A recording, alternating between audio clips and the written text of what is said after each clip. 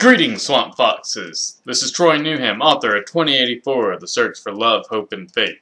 And this week's message from Moses is going to be Troy Newham's epic, pro-gun, pro-Second Amendment rant. What we've all been waiting for. So let's cut to the heart of the chase, shall we? Alright. Obama trots out the little kids and they all stand behind him. Mr. Obama, please make it harder for people to get guns so that we don't have these tragedy again. I don't want my brother and sister to die. Well, it's very nice that the parents could write these letters for their children to send to Obama so that he could use them as props. Yes, there's no historical reference for Hitler, Stalin, Saddam, Kim Jong-il, or anybody else using little children as props to convince people to go against what's in their best interest and accept a really foolhardy, stupid principle. Hey, speaking of which, Hitler was also for the banning and confiscation of all guns, which, Democratic Party, here we come. So, here we have all these little children out there, and they look all cute and sweet and nice, and all our hearts go out to them. You can't argue with a child. No, it's a child. The wisdom of a child. No, kids are stupid. That's why they have adults to protect them and to see that their rights are protected so that when they become adults, we can continue on and on and on this way. Alright, what happened at that school was a tragedy. You know what happened at Oklahoma City where Timothy McVeigh blew the whole thing up with a bomb and killed several children? That was a tragedy as well. You know, hey, let's talk realistically here, okay? AR-15, it's a great people gun. People are saying, oh, you can't hunt with it. No, you'll kill the crap out of a deer, don't you worry. You can hunt with it. I know someone who has. So, they work for that. Who needs one of those for self-defense? You can't use an AR-15 for self-defense? I beg to differ. The U.S. military has been using the AR-15, well, M16, excuse me, the military version is the M16. But they've been using a very similar rifle, the 223 round, for self-defense for a long time. It's all in how you use it. You see, you can use a gun to murder someone, or you can use a gun to defend yourself, or shoot a bear or a rabbit, or whatever you want to do. It's a tool. How you use it is up to you. But you know what? He wasn't exactly hunting elephant, was he? I mean, couldn't he have done the job with the 22 Ruger with, banana clip, 30 rounds, hollow points, stinger rounds, blam, blam, blam, blam, blam, same thing. Kids wouldn't have survived that either. The gun was kind of irrelevant. He could have walked in there with a 12-gauge shotgun. Boom, boom, boom, boom, boom. They were all in nice little rows. All gone. So what does banning or whatever assault weapons gonna solve? Do you think he was gonna say, I need an AR-15? Oh, let's have a 12-gauge shotgun. That'll never work. No, he probably would have said, 12-gauge would work good. Take that hacksaw right there and get an even bigger spread. That'll do, pig. That'll do. Could have used 2 pistols. Blam, blam, blam, blam, blam. Would have worked equally as well. So, and this all goes back to the old concept that all gun control must have the end result of banning all guns, or otherwise, what is the point, people?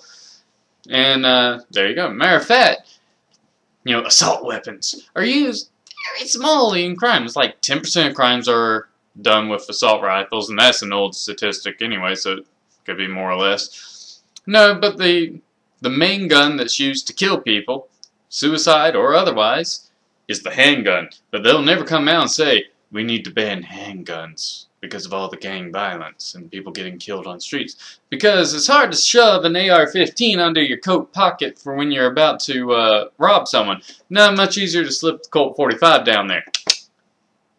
Just a little tip to all those would-be robbers out there. Okay, now we have Walter Cronkite. The proof. The greatest generation. Not really. Okay, Walter Cronkite.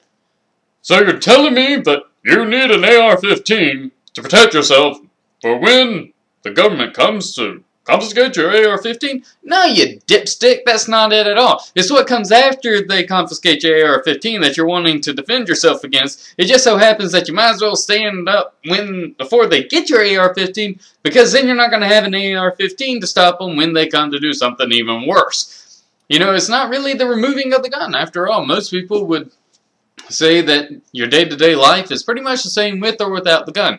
No, no, no. It's what comes after the gun is gone that's important to people who believe in the Second Amendment. And you'll say, oh, you can't use a gun to stand up to the U.S. military. One, you're assuming that the U.S. military is just going to doggedly go along with anything the president says. He says, I declare martial law and I am emperor. And we're all going to say, oh my God, he's emperor. And the military's like, yes, he is emperor. We will kill everyone now. No, you know, the military is made up of citizens. Proud, patriotic citizens that love their country. They take an oath to defend the Constitution, not to obey the president, and they know it. And you know what? It might put a bad taste in their mouth if the president says, go out there and oppress the people and make them call out my name as emperor. It might leave a bad taste in their mouth, but they might say, you know what? Yeah, guys got to eat. I feel bad, but no harm done. But when those same citizens are shooting at them and those soldiers have to shoot back and kill same said citizens, guess what? That's no longer a bad taste in the mouth.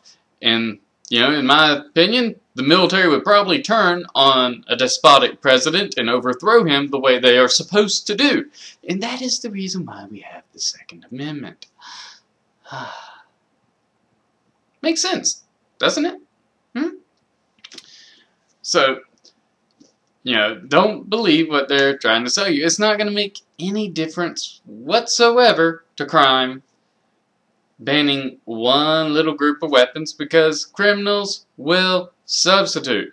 You can make all the laws you want in the world. You know what? Criminals will ignore it. You know why? Because they're criminals, just like in New York. Oh, we're going to post all the people who own guns and where they live, and you should ostracize them and make them feel really bad for what they're doing.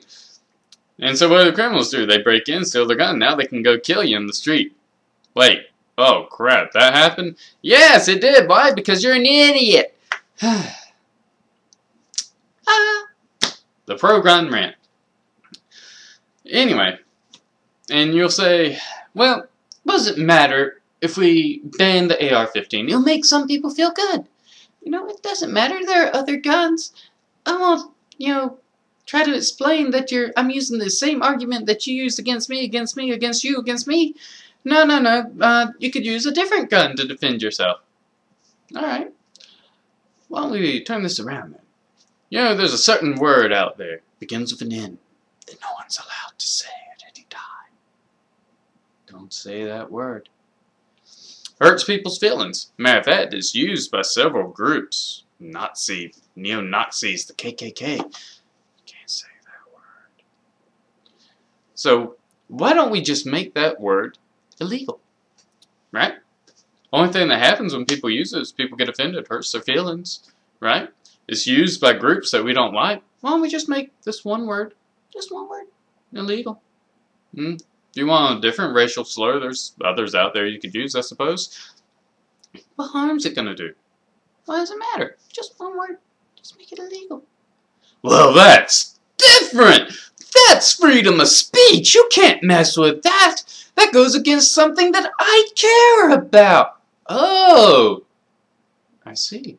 And speaking of which, everyone will say, how cold-hearted are you, Troy Newham? Don't you care that 20 children died? Yeah, I care. I care in about the same way that you probably care that 15,000 kids every year starve to death. So, what kind of car you drive? Did you buy Nikes or did you go to the Salvation Army for your shoes? How much money are you giving to all these charities that will feed these 15,000 children that die every year just because they don't have enough food? I think you care. You just don't care enough to do anything about it. You don't care enough to sacrifice the things that you want, in this case, conveniences, apparel, and other meaningless crap. That, oddly enough, the communists would say, oh, the bourgeois have convinced you that you need this stuff, and blah, blah, blah, blah, blah, blah, blah. Because that's what communism is. They take away all that good stuff, and then they give it to the poor and everything, so that's where you're headed anyway. But you don't care enough to sacrifice your trivial wants to help something that you supposedly care about.